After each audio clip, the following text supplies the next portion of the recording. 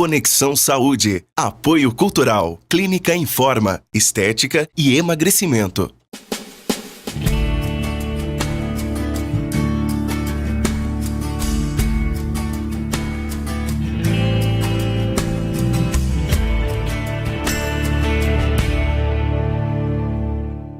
Mais um Conexão Saúde no ar, um programa dedicado à nossa saúde e ao nosso bem-estar. E o joelho é uma das maiores articulações do corpo humano, sustenta todo o nosso peso e está sempre sujeito a sofrer lesões. Por isso é preciso cuidado na hora de praticar exercícios físicos que exigem bastante do nosso corpo e das nossas pernas. E convidamos hoje o Dr. Rafael Ferreira, ortopedista, que irá esclarecer as nossas dúvidas.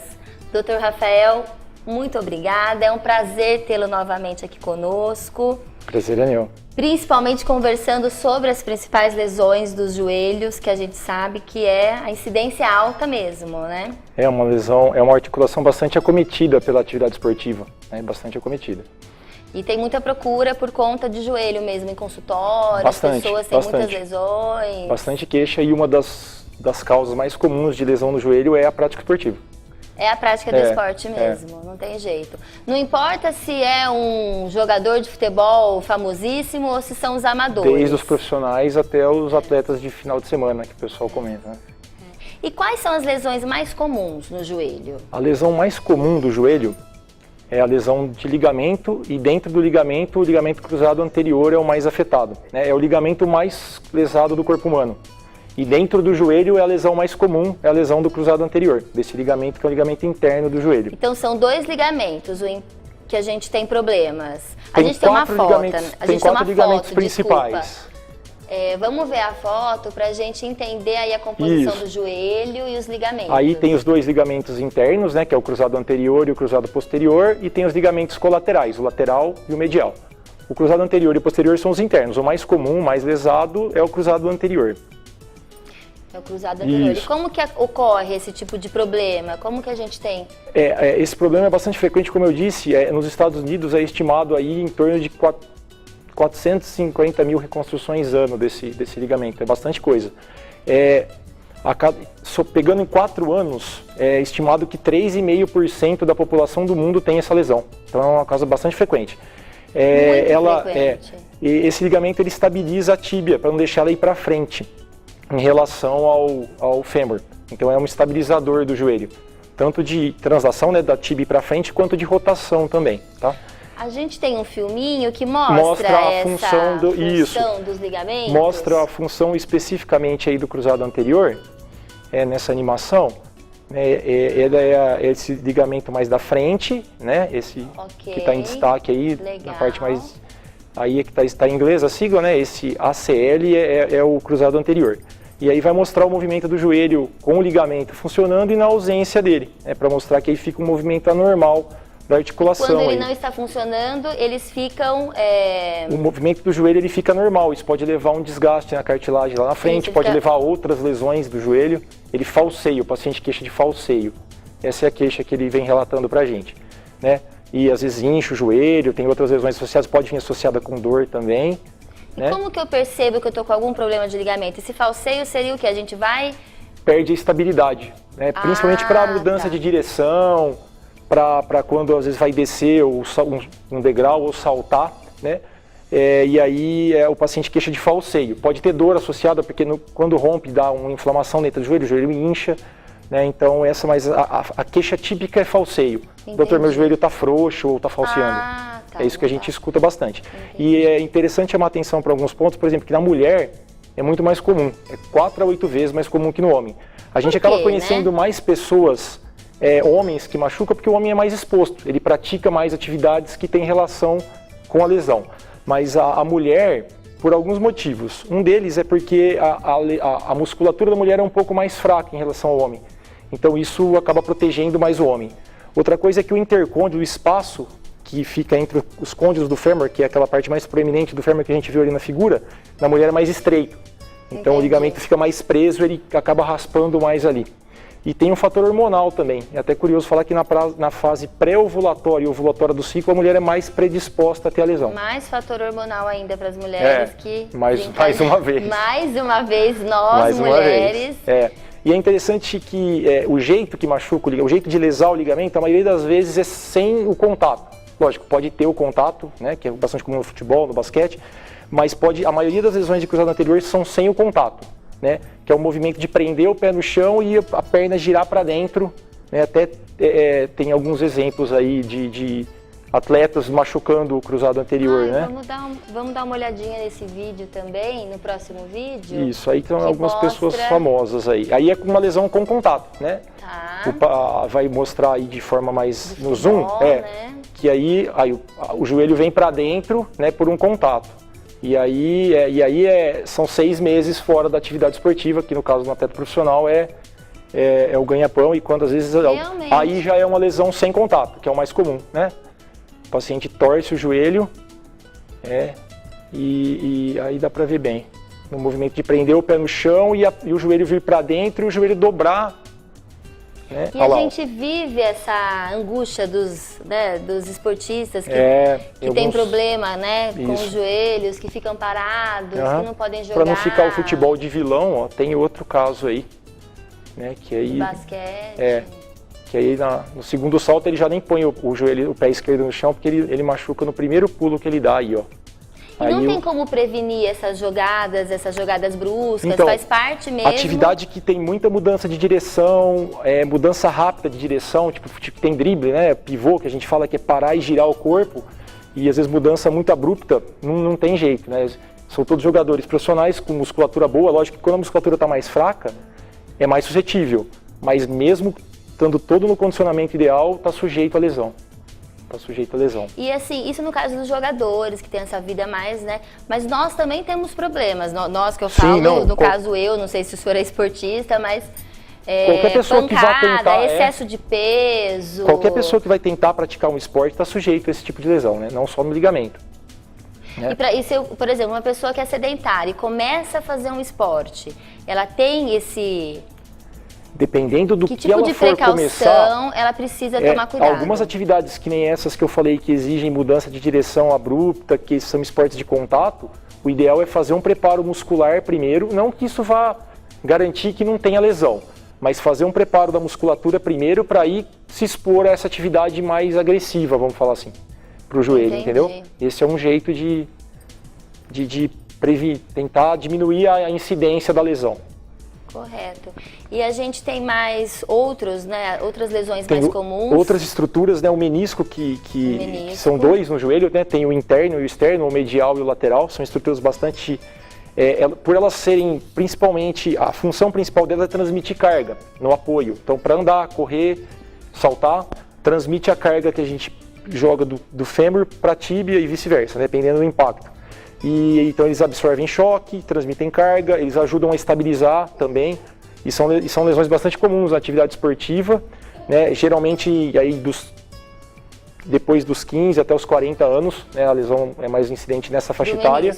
Do menisco. Porque é desgaste, é isso? Desgaste? Pela atividade mesmo. O menisco, depois dos 30 anos, ele vai degenerando, ele começa um processo de degenerar. A consistência dele vai mudando e aí ele pode até ficar mais suscetível.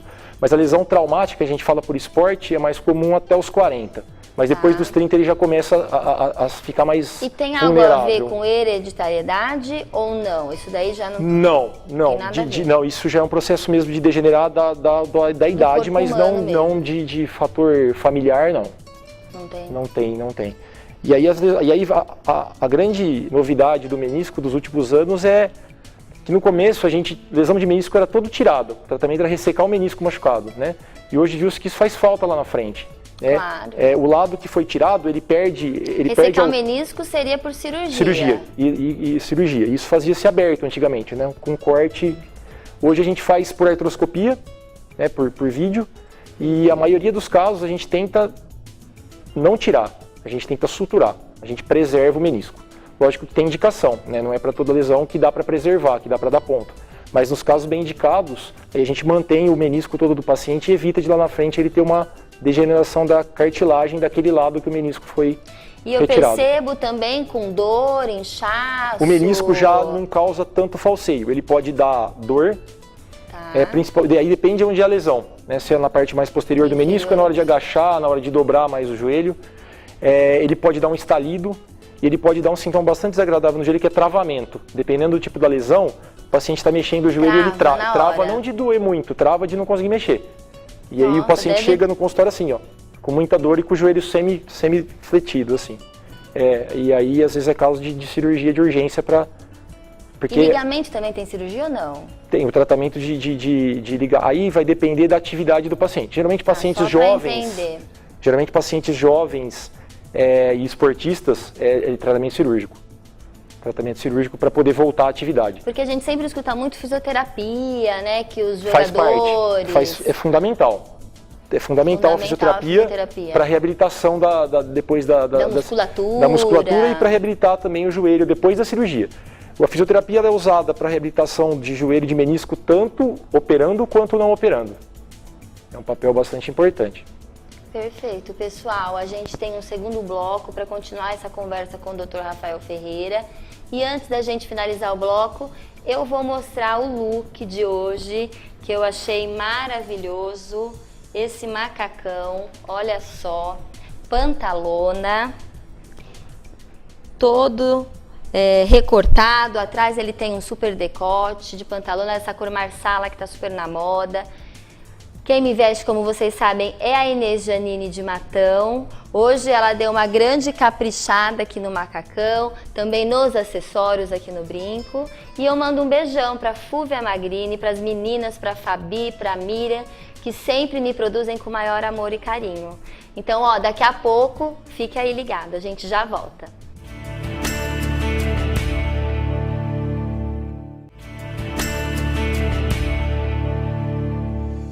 De volta ao Conexão Saúde, nós recebemos hoje o Dr. Rafael Ferreira, ortopedista, aqui no nosso estúdio, que já está tirando muitas dúvidas sobre a saúde dos nossos joelhos.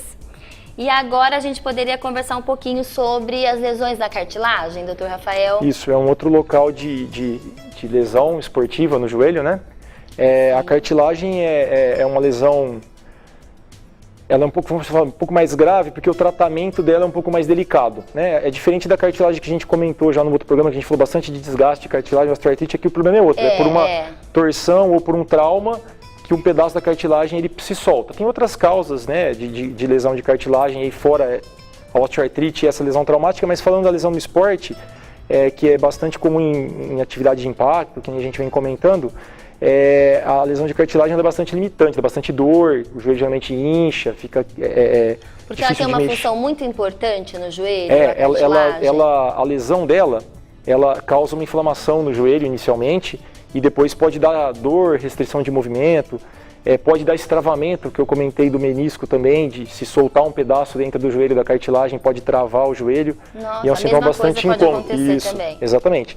E aí tem algumas opções de tratamento. Como é uma lesão, quando é uma lesão mais, a gente fala, estável, né, que não chega a soltar um pedaço, a gente pode dar um tempo para o paciente, pedir para ele ficar sem carga, que a gente fala, sem pisar. E acontece também por conta de traumas, de batidas, de excesso de peso? O peso contribui, dependendo do tipo que torce ou do trauma que tem no joelho, na atividade esportiva pode ter, né? E aí a gente, com lesões estáveis, a gente pode esperar, né? Às vezes consegue cicatrizar a parte do osso subcondral, que é o osso que fica abaixo da cartilagem, e manter ali. Ou alguns casos não, a gente tem que fazer cirurgia, ou tirar aquele pedacinho que soltou, tentar fixar ele de volta no lugar que ele estava. Em alguns casos de lesões maiores, pode-se tentar algumas coisas mais elaboradas, tipo tem um transplante autólogo que a gente tira a cartilagem de um lugar do joelho menos importante, menos nobre, vamos falar assim, e coloca naquele lugar que foi tirado. Em alguns lugares que tem acesso a banco de cadáver, a gente pode usar cadáver, né, tirar de outro paciente e usar a cartilagem.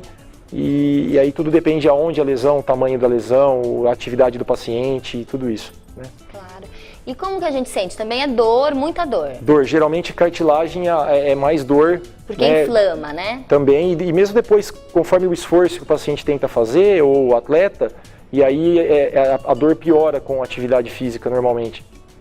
E os corredores, as pessoas que fazem muita atividade física sem ser esportistas, os de fim de semana, como o senhor falou, tem muito problema de cartilagem também? Tem. Não dá para separar, às vezes ali pode ser ligamento, pode ser tem menisco, bastante pode ser cartilagem. Tem bastante associação de lesão. E pode ser os três juntos, por exemplo? Pode ser tudo junto. A associação, por exemplo, de ligamento com menisco é bastante frequente. Ah, é? Bastante frequente. E aí muda o prognóstico. O joelho com apenas o ligamento machucado evolui melhor do que quando tem uma lesão associada. Por exemplo, ligamento e menisco, ou ligamento e cartilagem. Entendeu? Às vezes a gente tem que abordar no mesmo procedimento as três coisas. Aí o tratamento é mais longo, mais demorado, Exato. É bem mais delicado a recuperação. O prognóstico, né, a evolução é diferente. Exatamente. Entendi. E a parte dos tendões? Os tendões têm bastante... a gente tem uma fotinha pra gente ter isso. né? Pra gente. Eu gosto de visualizar a foto. É interessante que aí as pessoas... a gente tem noção aonde aí fica. São os dois principais tendões, né? Ali o tendão do quadríceps, acima da patela, que é essa bolachinha do joelho aí da frente, né? Que é fácil de palpar. E o tendão patelar que fica abaixo dela. Então, aí esses são os dois principais tendões. Tem algumas diferenças aí da característica da lesão de cada um, né? Eles são extremamente importantes, porque eles dão são extremamente robustos, dá pra ver na foto. Tem uma foto em perfil também, de lado.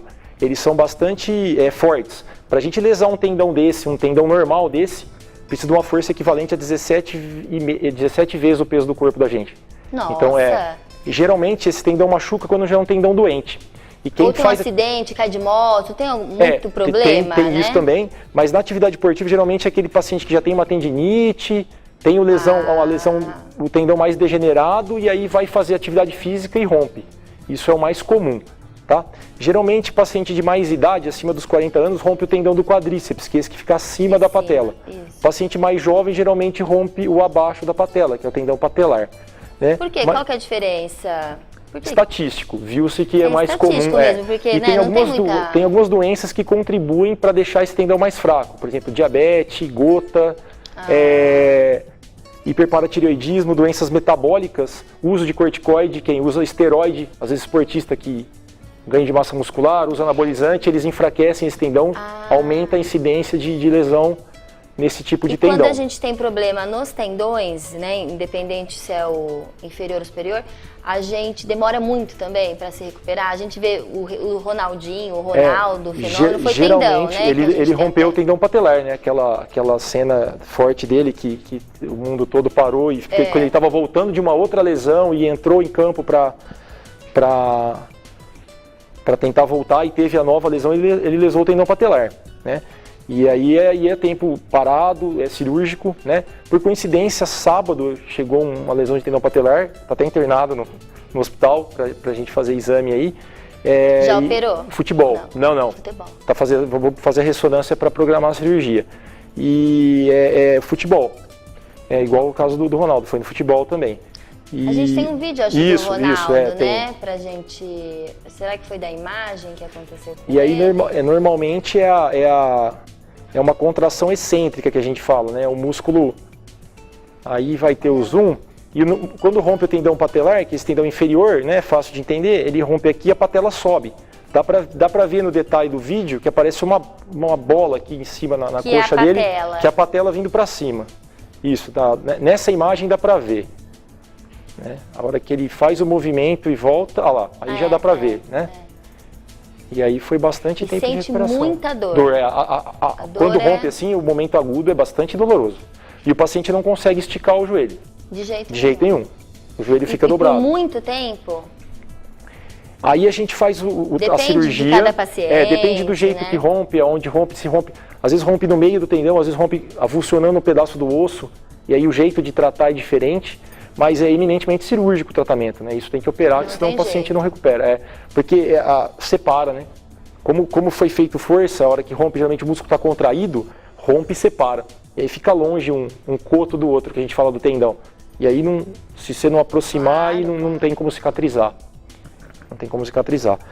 Essas são as principais, assim, as principais lesões dos joelhos. Exato. E os tratamentos, né? Como que eu busco saúde para o meu joelho?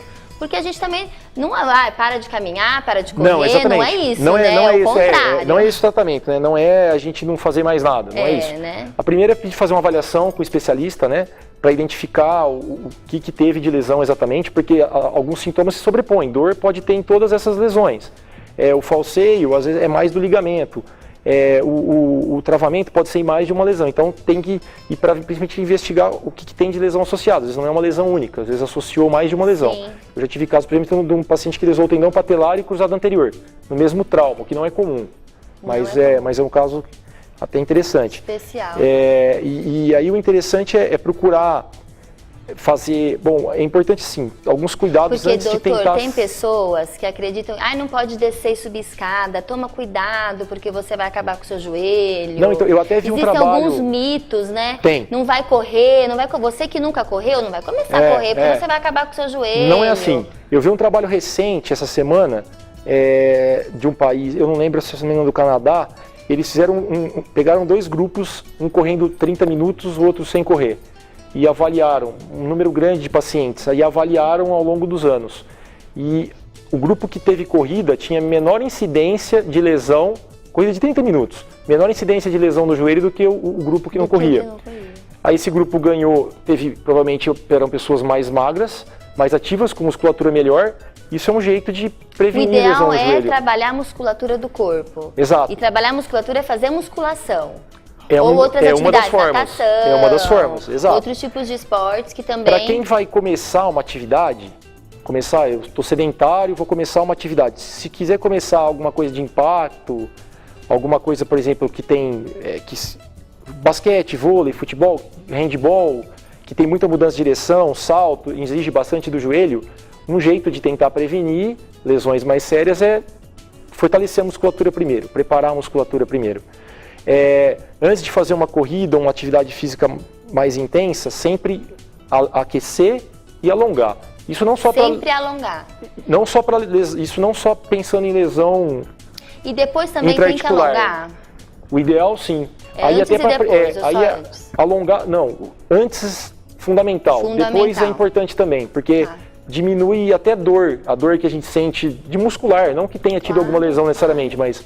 E prestar atenção em dor, não pode achar que qualquer dor é porque eu me exercitei, então tá doendo, não tem importância. Melhor parar. Se for uma dor que está persistindo, uma dor intensa, não é uma dor só da atividade física que está doendo porque se esforçou, da musculatura. Aí vale a pena procurar um especialista para avaliar, porque aí pode ser um sinal de alerta aí de que aconteceu alguma coisa a mais além da dor muscular que de uma atividade mais intensa. Correto. Entendeu?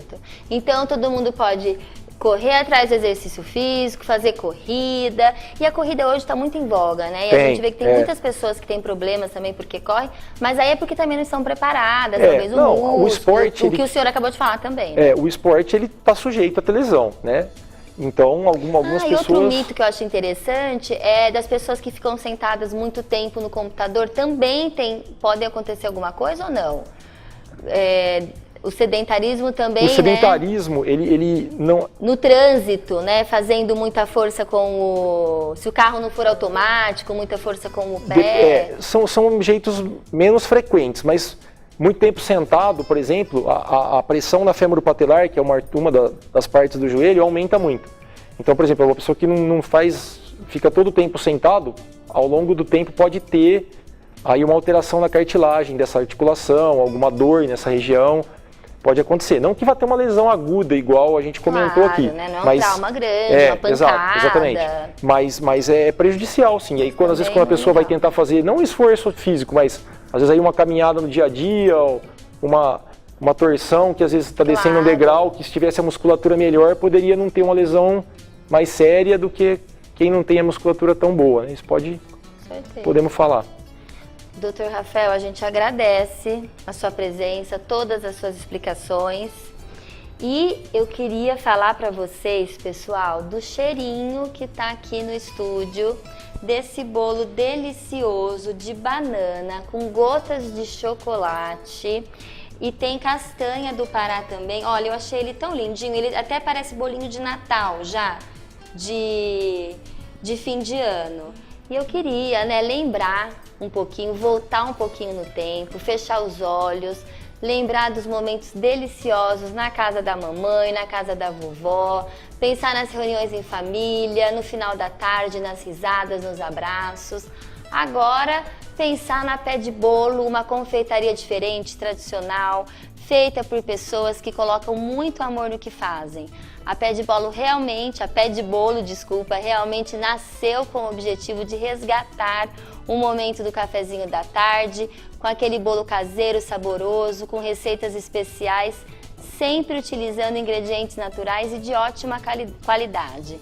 A cafeteria Pé de Bolo busca criar um ambiente familiar, aconchegante, climatizado e com um pequeno toque de requinte. Ótimas opções de cardápio, tanto para bebidas quentes como geladas, equipe altamente treinada e capacitada, além do melhor café de São Paulo. Não deixem de saborear o café de coador feito na hora e preparado na mesa do cliente. Eles funcionam de segunda a sábado, das 9 às 19, estacionamento próprio. Vai aparecer aqui o endereço para vocês na telinha e eu tenho certeza que vocês vão amar quem ainda não conheceu. E esteja sempre conosco para saber mais sobre saúde. Toda quarta às 2 e todo sábado às 6h30. Até mais!